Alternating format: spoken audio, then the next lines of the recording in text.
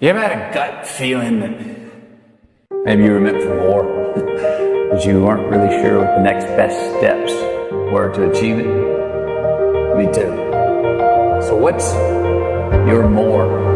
What's your destination? I'm not talking about just more money or more things. I'm also talking about more love, more joy, more choice, more balance, more trust. What's your more? I'm going to talk to you about some things I've learned in my journey. Most from experience, some of them I heard in passing, many of them I'm still practicing, but all of them I do believe are true. Now, they may be truths to me, but don't think that makes them mine, because you cannot own a truth. So please think of these as signposts, approaches, paradigms that give some science to satisfaction. They're yours to steal, they're yours to share, likened to your own lives, to personally apply in your own lives, in your own way, should you choose to. So, here we go. Unbelievable is the stupidest word in the dictionary. Should never come out of our mouths. Think about it. To say, oh wow, what an unbelievable play. It was an unbelievable book, an unbelievable film, an unbelievable act of courage. Really? It may be spectacular, it may be phenomenal, most excellent or outstanding, but unbelievable? Give others and yourself more credit. It just happened. You witnessed it. You just did it. Believe it. Give your obstacles credit. You know, once you do find your frequency on something, go forward if you're a non-tyrant and don't ask permission. And that's the not giving a damn part. I've found that the world will actually acquiesce and go, yeah, I'll give you a green light on that if you actually go forward and mean it. And you're going to do it by hook or by crook and not ask permission. Life is not easy. It is not. Don't try to make it that way. Life's not fair. It never was. It isn't now, and it won't ever be. Do not fall into the trap, the entitlement trap, of feeling like you're a victim. You are not. Get over it. Get on with it. And yes, most things are more rewarding when you break a sweat to get them. Sit here in that discomfort long enough to go, okay, until you come out the other side to go, all right, I'm good with me again. I don't want to leave a place I traveled to until I get to the point of going, I could live here. This could be my existence. And as soon as I get to that point, then I'm like, okay, you can go. Now I can go. It's the same thing in the personal journeys. Stick with it till you get through these uncomfortable times, until you go, you know what? I can spend time with myself. I could do this. I could do this forever. Well, then it's okay to go re-engage, pick up your phone, go see your friends, go have a drink, what have you, go look for those things that are other relationships in life.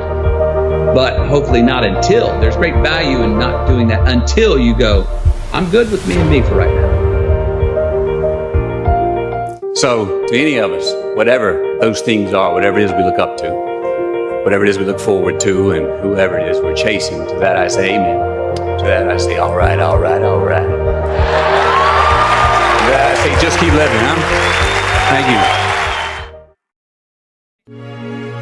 you. See, happiness is an emotional response to an outcome.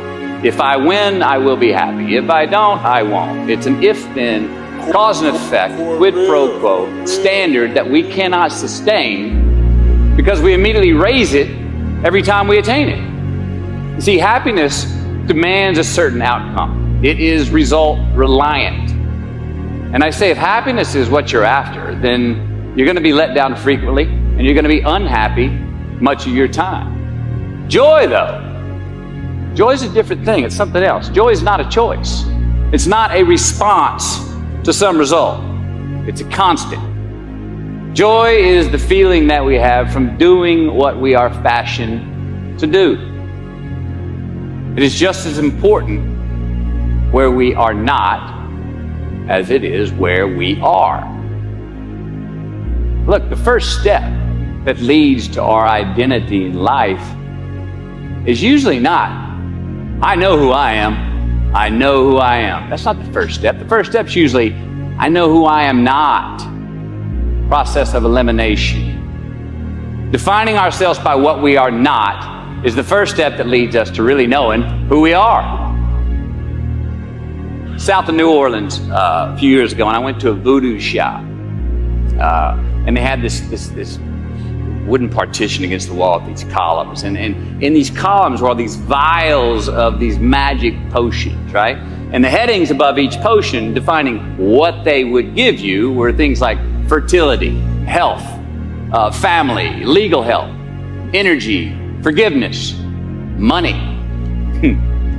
Guess which column was empty? Money.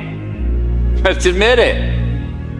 Money is king today. It's what makes the world go round. It is success. The more we have, the more successful we are, right? Now, I would argue that our cultural values have even been financialized. Humility is not in vogue anymore. It's too passive. It's a get-rich-quick on the internet, richest 15 minutes of fame world that we live in, and we see it every day. But we all want to succeed, right? So the question that we got to ask ourselves is what success is to us. What success is to you. Is it more money? That's fine. I got nothing against money. No. Maybe it's a healthy family.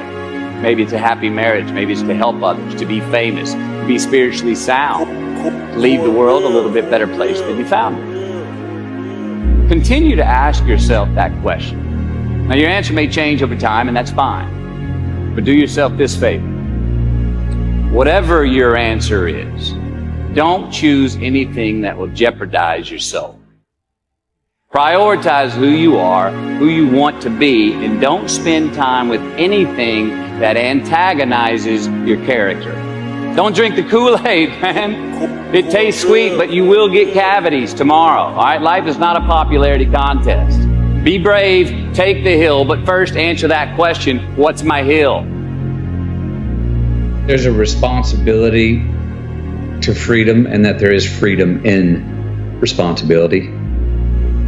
You know, and that earn your way there. We remember the stuff we earn, the stuff we experience, more than what the teacher tells us or what someone gives us for free. We just do. We broke a proverbial sweat on it, whether it's mental or physical or whatever. We built it. We understand. We felt how we got it, how we achieved it, how we got what we wanted. Those stick with us. Whether we forget them intellectually, they were written in our lineage, and they build resilience, and they build a healthy, true optimism going forward to know that, oh no, I've worked for something before and achieved it. Delayed gratification. Oh, there are choices I can make today for myself that will pay me back later in life. So there are choices we make. If you're going to say right now, I'm going to lie, cheat, and steal to get what I want, and I got it. I got an immediate green light for me. That's a battery-powered green light. That's not a solar-powered green light. Why? Because now, everywhere I go, I got to look over my shoulder to see if someone's there that I lied, cheated, and stole from. And when I'm doing that, I'm stealing whose time? My time. I'm not free. I don't have the freedom. I didn't create freedom in my future because I chose to make an irresponsible act that I left crumbs. I've now got reasons to look over my shoulder. And the more things we do to create in our future that we got to look over our shoulder, the more of our most precious thing we have in our lives, time, that we're stealing from ourselves. So it's not puritanical. It's just like, it's actually self-serving. It's a very selfish choice. And I'm a fan of the word selfish. I've helped redefine it. But I believe that there are selfish choices we can make that are the most selfless, that there are selfless choices that we can make that are the most selfish choices. Those two are not a contradiction, and we see them that way. Responsibility is appreciation of a past. It's building of a lineage. It's investing in ourselves. It's investing in something we started to build yesterday that we want to take into tomorrow. There's a response that gives us freedom. So be brave, have courage, and when you do, you get stronger, you get more aware, you get more respectful of yourself and that which you fear.